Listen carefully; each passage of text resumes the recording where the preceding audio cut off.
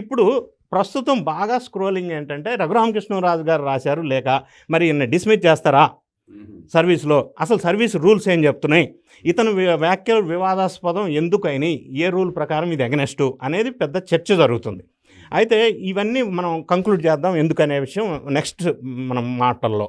ఇప్పుడు ప్రస్తుతం ఇతను మీద ఉన్న అభియోగాలు మనం ఒక్కసారి పరిశీలించినట్టయితే రఘురామకృష్ణరాజు గారిని టార్చర్ చేసి హింసించి అంటే చంపే ప్రయత్నం చేశాడు, హత్య యత్నం కూడా చేశాడు ఈయన అప్పట్లో. దానికి ఆయన ఏమంటాడంటే నేను కొట్టి వదిలేశాను, నాకు చెప్పలేనైతే చంపేసి తీసుకురమ్మన్నాడు అని చెప్పి అన్నాడు. కరెక్టే, ఇతన్ని హత్యాయత్నం అయితే చేశాడు, అంటే అటెంప్ట్ మర్డర్, అంటే క్రిమినల్ కాన్స్పిరసీ. దీని మీద రఘురామకృష్ణ కేసు మీద ఎఫ్ఐఆర్ బుక్ అయింది జూలై 2023లో ఇతను టార్చర్ చేసిన విషయంలో. ఇంకొక విషయం మనం అభియోగాలు ఈయన మీద ఉన్నది చూసినట్టయితే unauthorised foreign travels and misconduct.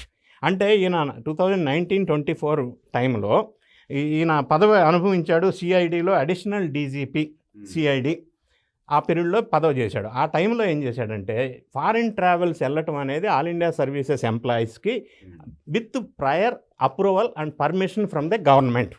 ఈయన దాన్ని వైలేట్ చేసి మీలాగా నాలాగా ఎప్పుడు పడితే అప్పుడు ఫారిన్ వెళ్ళటానికి వాళ్ళకి లేదు, పర్మిషన్ తీసుకొని వెళ్ళాలా. ఈయన అవన్నీ వైలేట్ చేసి మల్టిపుల్ ఫారిన్ ట్రిప్స్ వేశాడు. ఎందుకు వేసాడంటే ఈయన వేరే కంట్రీస్లో దుబాయ్లో ఈయన వ్యాపార సామ్రాజ్యం ఉంది, గవర్నమెంట్ పర్మిషన్ తీసుకోకుండా all India services rules 1969 violate చేశారు. ఈ కారణంగా ఈయన మార్చి 2వ తారీఖు 2025 నుంచి సస్పెన్షన్ ఉంది జీవో ఆర్టీ నంబర్ 440 ప్రకారంగా.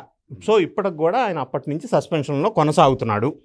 ఇంకొక ఎలిగేషన్ మనం చూసినట్టయితే ఒక ఆల్ ఇండియా సర్వీసెస్ రూల్స్లో ఉండి anti Hindu propaganda and creating caste enmity, అంటే యాంటీ హిందూ ప్రచారం చేస్తూ కులాల మధ్య చిచ్చు పెడుతున్నాడు అనేది ఒక అలిగేషన్ ఉంది ఈయన మీద.